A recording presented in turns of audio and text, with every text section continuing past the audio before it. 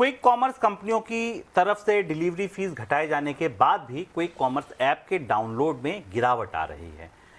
App intelligence platform sensor tower के आंकड़े सामने आए। पता चला कि क्विक कॉमर्स कंपनी जेप्टो के डाउनलोड में सबसे ज़्यादा गिरावट आई है। जेप्टो ने ही डिलीवरी फीस में सबसे ज़्यादा कटौती भी की थी। सर, ऐसा क्यों हो रहा है? क्विक कॉमर्स लगातार मुश्किल में है। कल हमने आपको बताया था और आज इस खबर को हमने इसलिए शामिल किया क्योंकि कल की खबर आपके दिमाग में ताज़ा होगी। ब्लिंकिट के सीईओ ने कहा कि ये शेकआउट होने वाला है, बर्न कर रही हैं कंपनियां, कैश बर्न के बाद रिटर्न नहीं आ रहे हैं।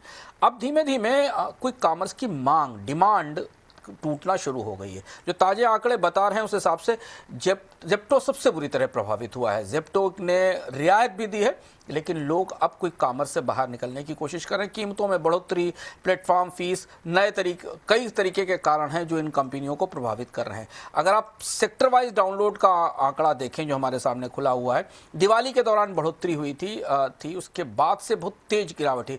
ब्लिंकिट के डाउनलोड्स करीब 18 से 19% गिरे हैं। जोमेटो का जो मेन ऐप है उसका डाउनलोड करीब 26% गिरा है। स्विगी, इंस्टामार्ट का करीब 13 से 14% के आसपास गिरा है। इन सारे ऐप्स के डाउनलोड्स में गिरावट आई है, जो क्विक कॉमर्स के लिए बदलती तस्वीर का संकेत है। तात्कालिक तौर पर इसका फ़ायदा क्या अनऑर्गेनाइज्ड रिटेल को या आसपास के रिटेल्स को मिलना शुरू हुआ है या नहीं, ये हमें आने वाले दिनों में पता चलेगा। लेकिन क्विक कॉमर्स कंपनियों के लिए तो खतरे की घंटी दोनों तरफ से है। एक उनका कैश बर्नआउट और घाटे, और दूसरी तरफ अब लोग ऐप डाउनलोड ख़त्म कर रहे हैं, ऐप इस्तेमाल नहीं कर रहे हैं। भारत ने WTO में चीन की अगुवाई वाली IFD पहल का कड़ा विरोध किया है। इस प्रस्ताव में सभी निवेशों की जांच के लिए एक स्वतंत्र संस्था के जरिए प्री इन्वेस्टमेंट रिव्यू या अपील सिस्टम लागू करने की बात कही गई है। सर, पहले तो बिल्कुल एकदम सरल तरीके से बता दीजिए, IFD क्या प्रस्ताव है, क्या है ये सरप्राइज है चीन का। और एक तरह से आप कहें तो चीन पूरे WTO में, चूंकि अमेरिका ने डोनाल्ड ट्रंप को WTO में भरोसा नहीं रहा, बाकी यूरोपीय समुदाय और बाकी द्विपक्षीय समझौतों की तरफ चले गए, चीन ने इस खाली स्पेस में एक किस्म से WTO की पूरी तस्वीर बदलने की कोशिश की। आप इसे कू कह सकते हैं, एक छोटा मोटा WTO का तख्ता पलट। चीन करना क्या चाहता है? चीन एक ऐसा मल्टीलेटरल समझौता WTO के अंदर करना चाहता है, एनेक्सचर 4 में डालकर। WTO का एनेक्सचर 4 है, उसमें जो WTO के सदस्य हैं उनके लिए समझौते पर दस्तखत करना मैंडेटरी है, यानी बाध्यकारी है।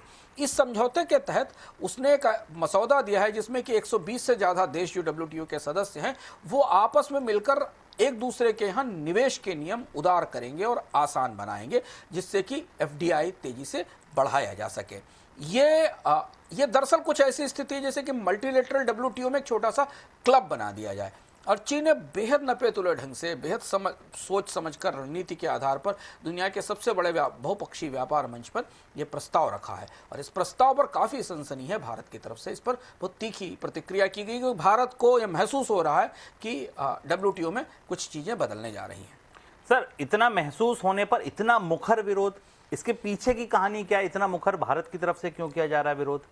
जैसे ये समझौता या ये प्रस्ताव जो कि एक क्लब बनाने वाला है, एक निवेश समझौते का वाली खबर चौंकाने वाली थी। भारत का विरोध भी चौंकाने वाला था। भारत चीन के साथ रिश्ते अच्छे करने की कोशिश कर रहा है, संधि की कोशिश चल रही, चीनी कंपनियों को भारतीय बाजार में आने की छूट देने की बात चल रही है। यहाँ चीन ने WTO में बाजी ही पलटने की तैयारी कर ली है, क्योंकि दरअसल चीन की कोशिश ये है कि वो अपनी विदेशी पूंजी, अपने भारी विदेशी मुद्रा भंडार के आधार पर जो विकसित और विकासशील देश हैं, विकासशील और अल्प विकसित देश हैं, उन देशों के बाजारों को हासिल करे। क्योंकि अमेरिका तो अब चुनिंदा देशों के साथ समझौते कर रहा है, अपना बाजार बंद कर रहा है। ऐसी स्थिति में पूंजी कहां से जाएगी, FDI कहां जाएगा?